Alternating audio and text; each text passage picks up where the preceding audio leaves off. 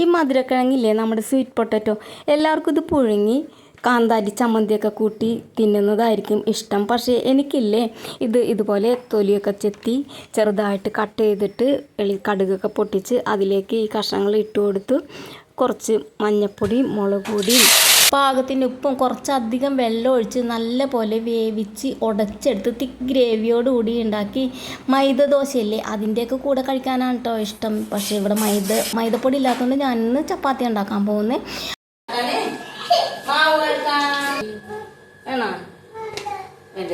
അങ്ങനെ നമ്മുടെ മധുരക്കിഴങ്ങ് ഞാൻ വേവിക്കാൻ വെച്ചിട്ടുണ്ട്.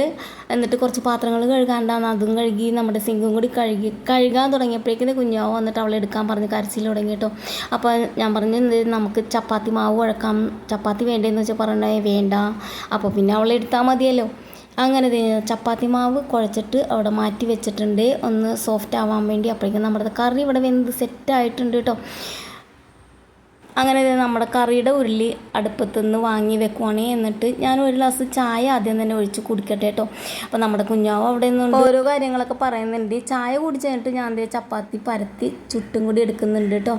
അപ്പോൾ ഇന്ന് ഉച്ചത്തേക്കും കറി ഇതൊക്കെ തന്നെയാണ്. പിന്നെ കുറച്ച് ഉണക്കച്ചെമ്മീനുണ്ട് സൈഡായിട്ട്, അതും കൂടി ഒന്ന് ഫ്രൈ ചെയ്തെടുക്കണം. എനിക്കിത് മതി കേട്ടോ, എനിക്കിത് ഭയങ്കര ഇഷ്ടമാണ്. ചോറിൻ്റെ കൂടെയും അതുപോലെ ചപ്പാത്തി അല്ലെങ്കിൽ മൈദയുടെ ദോശയൊക്കെ കൂട്ടി കഴിക്കാൻ എനിക്ക് ഭയങ്കര ഇഷ്ടമാണ് കേട്ടോ. അങ്ങനെ ചപ്പാത്തി പരത്തി ചുട്ടെടുത്ത് കഴിഞ്ഞു. അപ്പോഴത്തേക്കും നമ്മുടെ കുഞ്ഞാവെ എന്നെ പുന്നാരിപ്പിക്കാനായിട്ട് തുടങ്ങി.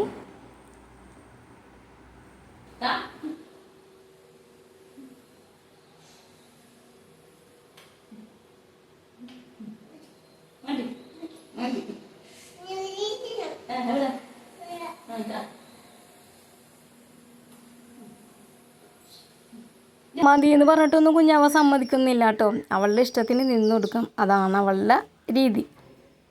അങ്ങനെ ചപ്പാത്തിയും കറിയും കൂടി കൂട്ടി മോന് കൊടുത്തു. അപ്പം മോൻ മധുരക്കിഴങ്ങല്ലേ, മധുരം ഉണ്ടാവുമോ എന്നൊക്കെ ചോദിച്ച് ആദ്യം ടേസ്റ്റ് ചെയ്ത് നോക്കട്ടെ എന്നൊക്കെ പറഞ്ഞു കേട്ടോ. അങ്ങനെ വന്ന് കഴിച്ചു. അപ്പോൾ ഇന്നത്തെ വീഡിയോ ഇത്രയൊക്കെ തന്നെ ഉള്ളൂ കേട്ടോ. ഇനി നാളെ കാണാവേ, ബായ്.